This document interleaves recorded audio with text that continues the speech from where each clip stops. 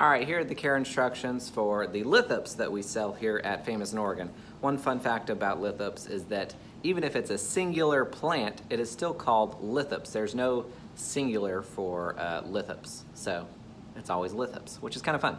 Okay, so these are native to South Africa, and they are mimicry plants. In nature, they are buried about almost right to the top. There's just this top crown is sticking out of the soil. And that is because they're supposed to look like rocks in order to camouflage themselves so that the deer don't eat them. So that's kind of funky. They're also super frequent in waters. But let's get into the care instructions for these guys, show you how to take care of them so that you can have a healthy and happy plant. So first of all, our first consideration is always light. These are going to need the brightest light that you can offer. The photosynthesizing material is actually really deep into the plant, right in the core of the plant, and so it has to be so bright that it can penetrate all of these dark layers and get really down into the plant so that it can photosynthesize and the plant can live. So, brightest light that you can give. If you want to have it outdoors in the spring and the summer months, as long as it's above 60 degrees, that's perfectly fine. Just don't put it in any afternoon sun. I would shade it from that, or maybe just give it or put it in a place that doesn't receive any of that afternoon direct sun, because it can burn them if they're not acclimated to it. Next, we'll talk about watering. And watering is going to be the most important thing. These plants are very unique in that they have a very infrequent watering cycles, or they have very specific watering cycles. It's a super low maintenance plant. You just have to know when to water them, and that's what I'm going to show you here today. So in the fall, so we're coming up into the fall, right? And this is when they will usually bloom. If you have given it proper light, it will bloom in the fall, okay? So it's coming up to fall, and you can see a little bloom starting to come out right here. They will always bloom from those middle little cracks right here, as you can see. And so during the fall months, you're just going to want to give it a little bit of water. You want the entire pot to dry out in between waterings. So let it 100% drought, and then you can just give it a really good soak, okay? Once the bloom has bloomed and it starts to die off, you can clip it back just as far as you can. And then the plant is going to go through a little bit of a transformation. This entire plant, right where the splits are, is going to continue to split, and a new plant is going to come up. And that new plant is going to consume the old one. So that's where all of its nutrients are coming from. So during the winter time, that's the process that it's going through. You don't need to do anything with it. Just keep it in that nice bright window and let it do its thing, okay? In the springtime, we're gonna rejuvenate a little bit, okay?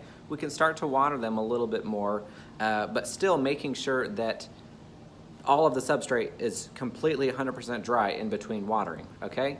You might just want to start out with a little bit, because these new plants that have emerged from the old plants aren't ready to take on full-on soak yet, right? So just give them little amounts of water and work up to it. Maybe 3 or 4 waterings of a small amount of water, and then work up to where it's completely flood after that, okay? So that's the springtime. In the summertime, we want to only water them when they're starting to get a little bit wrinkly. You can see how they're nice and plump right now, right? And so during the summertime, we're just trying to maintain their health. We don't need to be watering them very frequently, but if we do notice that it's starting to, if the body of the plant is starting to get really wrinkled and shriveled, then let's give it a little bit of a drink of water, and so it can suck up that moisture and make sure our plant is nice and plump once again. So that's all the way through the summertime, and then we're back to fall, where it's going to start blooming once again. Okay, so that is the watering schedule. It's very helpful to write it down or to refer.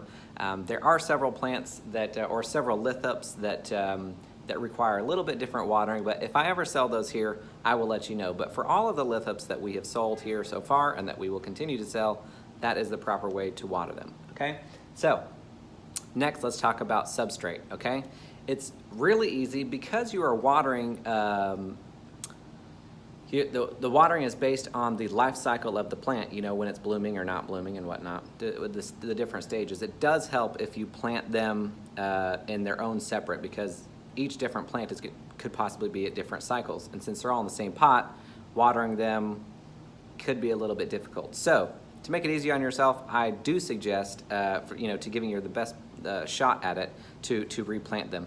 And if we're going to replant them in individual pots, what we want to do is it's as sharp draining material as you can possibly get, okay? So I'm talking like 95% like pumice stone and like 1% like cactus soil or some sort of moisture retaining material. They want to drain so sharply. Actually, at my house, I have them in 100% pumice stone because I just want all of that moisture to drain right out, and that is perfectly acceptable. So super sharp draining if you're going to use any, you know, if you're going to repot them. And if you're going to repot them, just do it every couple of years. They have tiny root systems. They're a small plant. This is about full grown for this one. So you're not going to need some big old pot that you're going to have to be redoing every year or so. They can stand several years in the same size, smaller pot and be perfectly fine.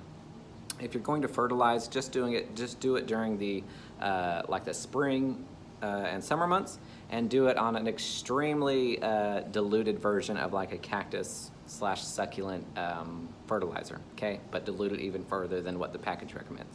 But anyway, that's going to do it for the Lithops care. I understand it's a little bit specific, but it's very simple, and it's a very low maintenance plant. You're not going to have to do much with this on a yearly basis, right? So that's the care instructions for the Lithops. If you have any questions, let me know in the comments section below. Of course, you can always message me at Tanner the Planter on Facebook or Instagram.